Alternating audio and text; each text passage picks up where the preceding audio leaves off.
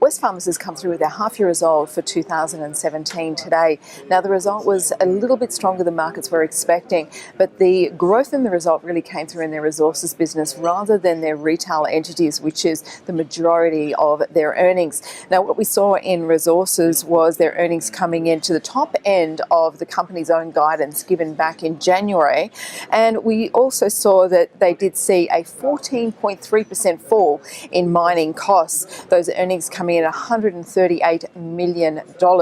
Now, they have already warned the market today that this might not be able to be repeated. They have seen that the current price for coal has come off from those high levels back in November and December, and also the fact that their mining costs fell dramatically was due to the fact that they used a lot of their inventories to sell into the market when prices were elevated.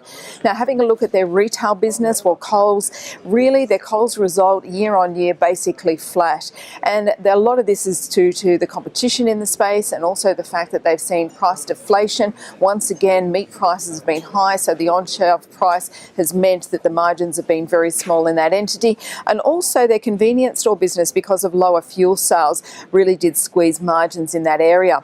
If we have a look at Bunnings, well, Bunnings' result here in Australia and New Zealand was very strong, and we know that they're in the rollout phase in the UK, so we weren't expecting much from there when they did come through with a loss in earnings.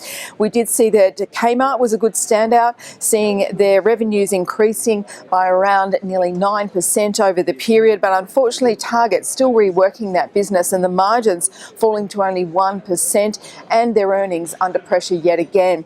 Apart from that, we did hear today that Officeworks. Now, Officeworks has been one of these businesses they've spun off into its own entity. A lot of rumours had circulated over the last year that maybe they were going to be looking at selling this business. Today they said they're in the midst of a restructure review, a strategic review, and they might look at IPOing or selling the business in the future, but it did list earnings increasing by 5.1%.